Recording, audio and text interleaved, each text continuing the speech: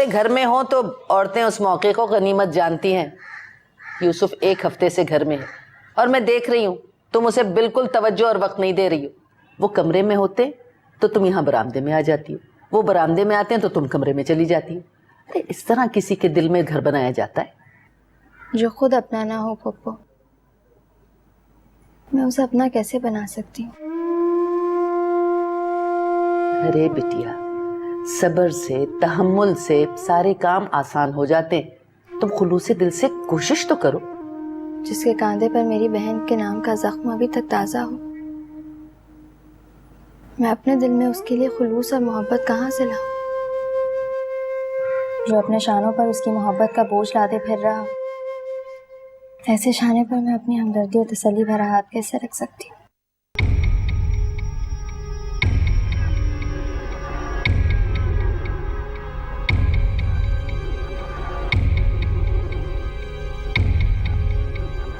कहाँ जा रही हो? ऐसी जगह जहाँ सुकून हो।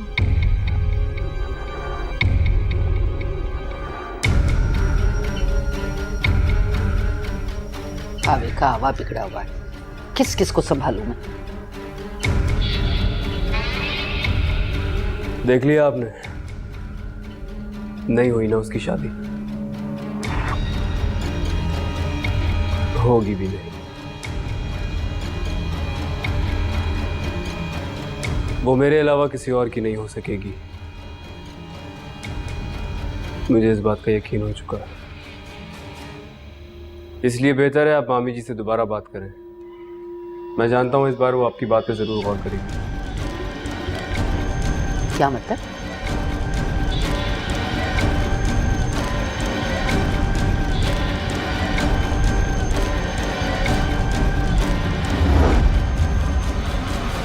आखिर किस बात पर एतराज है? मेरे नजरिए से देखोगी तो हर बात काबिल एतराज नजर आएगी तुम्हें। मैंने तुम्हारी एंगेजमेंट की जिद मान ली थी, लेकिन इस कदर उजलत में शादी या निकाह नहीं कर सकता हूँ मैं, ये तुम अच्छी तरह जानती हो। खार भाई के बाद इन लोगों का वाहिद सहारा हूँ मैं, तो घर दमाग कैसे बन सकता हूँ? मेरे पीछे मेरी माँ बहन तो बिल्कुल अकेली रह जाएंगी। देखो जुल्फी, तुम्हारी बड़ी सिस्टर बहुत अच्छी तरह से मैनेज कर रही है सब कुछ, और जो लड़कियां ऐसी डिसीजंस ले लेती हैं उनकी शादियां इतनी आसान नहीं होती हैं, बरसों लग जाते हैं। और मेरे पेरेंट्स इतना इंतजार तो कर ही नहीं सकते। उनकी वाहिद ख्वाहिश मेरी शादी है जुल्फी, और दूसरी बात ये कि वो मुझे अपने आप से अलग करना नहीं चाहते।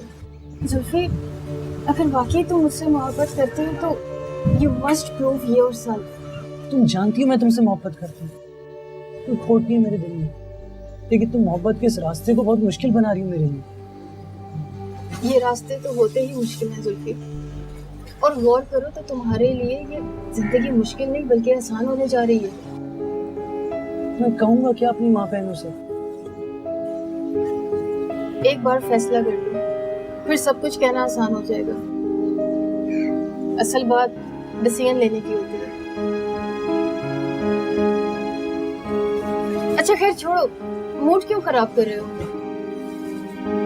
अच्छा ये बताओ क्या खाओगे? क्या ऑर्डर करूं तुम्हारे लिए? कुछ भी मंगा दो। स्माइल।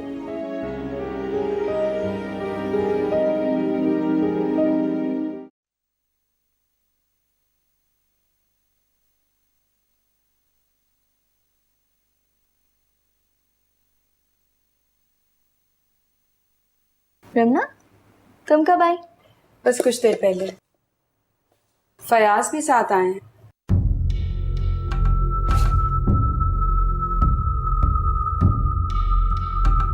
मेरा मतलब था कुछ खाने का एहतमाम कर लेना। तुम चल के बैठो, मैं चाय लाती हूँ।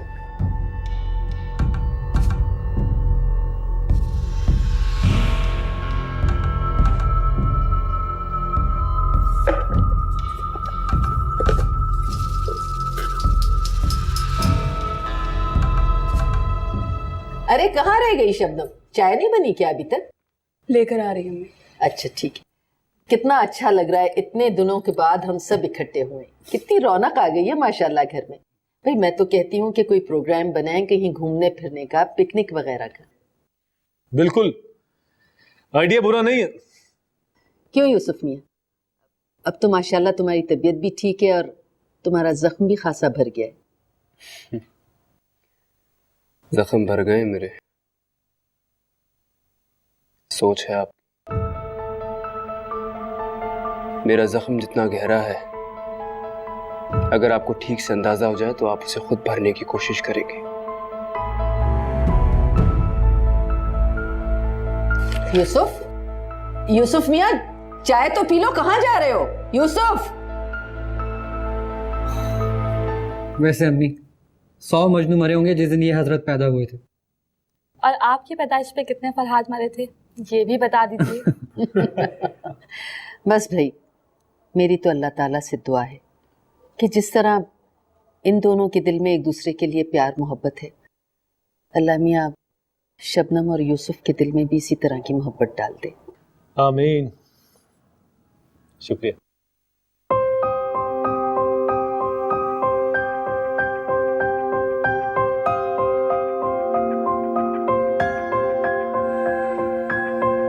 Thank you.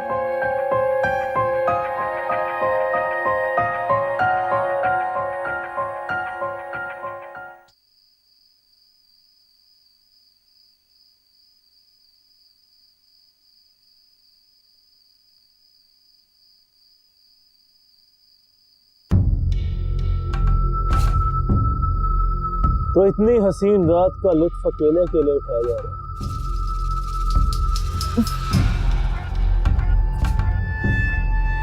क्या बात है, आज हमारी शबों ने बिल्कुल नहीं गाज डाली हमें। आप ही का इंतजार कर रही थी, तशरीफ रखिए।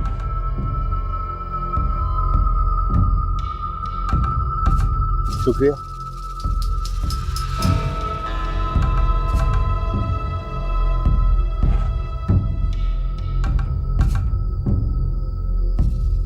ये क्या हरकत है? सॉरी, मैं शायद गलत समझा। आपने शरारत का इजहार किया था, मैं उसे मोहब्बत समझ बैठा। अगर किसी ने हम दोनों को ऐसे देख लिया तो? डरती हो? ओह, तो आप नहीं डरते क्या? रुस्तम है जमा। जो डरते हैं वो ऐसी जुर्रतें नहीं किया करते। फयाज भाई, रमना।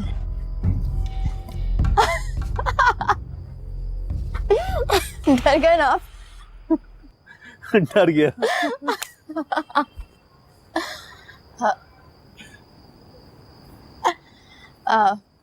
रमना तुम? हम तुम्हारा इंतजार कर रहे थे। फयाज भी बहुत बोर हो रहे थे तुम्हारे बगैर। तुम लोग बातें करो, मैं किचन से होकर आती हूँ।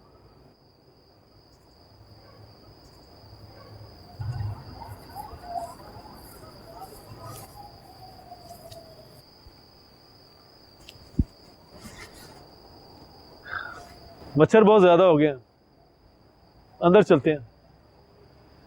तुम भी अंदर चलो।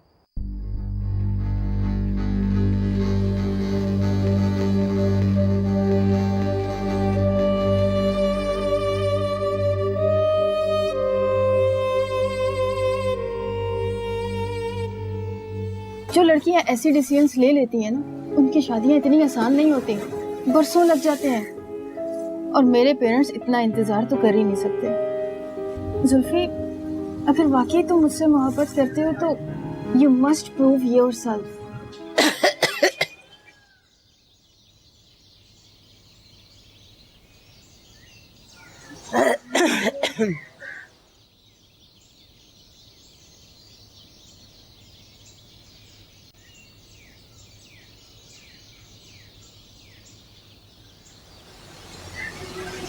क्या बात है, आजकल तुम मुझे बहुत परेशान नजर आते हो। ना बात ना चीज, किन ख्यालों में खोए रहते हो? नहीं, ऐसा कुछ नहीं अम्मी, बस ऐसी आपका वहम है। इम्तिहानों से कब फारिग हो गए? यही 3 माह बाद। क्यों, आप क्यों पूछ रही हैं? इसलिए पूछ रही हूँ कि नीलम का कोई अच्छा सा रिश्ता देख के उसके हाथ पीले कर दो। जल्द अज जल्द खैरियत के साथ उसे इस घर से रुखसत करूँ। बहुत गलती हुई उसकी बात मान के। अल्लाह कोई ना कोई सबब बना देता है। मोहल्ले वालों की ज़बानें शोले उगल रही हैं। ऐसा ना हो कि ये बात हमेशा के लिए उसकी गर्दन का तौक बन जाए। जिस लड़की की बारात 2 मर्तबा घर की दहलीज पार ना कर सके, वो लोगों के लिए अजूबा बन जाती है। जितने में उतनी बातें। और रही बात तुम्हारे घर की, तो सच्ची बात यह है कि हम अपनी बेटी को रुखसत करके उस घर में भेजने की हिम्मत नहीं कर पा रहे। और तुम्हारी आंटी ऐसे मामलात में तो वैसे भी बहुत वहमी खातून है। तुम फिर अपने ख्यालों में खो गए। मैं कुछ कह रही थी तुमसे। जी क्या कह रही थी आप, बोले। तुम्हें समझा रही थी कि अब तुम्हारी गफलत हम लोगों के लिए काबिल कबूल नहीं है, और ना ये मुमकिन रहा है कि हम नीलम से मजीद कुर्बानियाँ मांगें। लड़की ज़्यादा अरसे तक जिम्मेदारियाँ नहीं उठा सकती।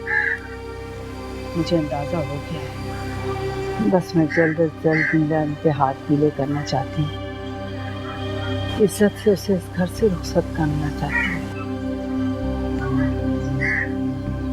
समझे अब भी या नहीं समझे? जी अम्मी, समझ रहा हूँ। मेरे ख्वाबों का दिया, मेरे ख्वाबों का दिया।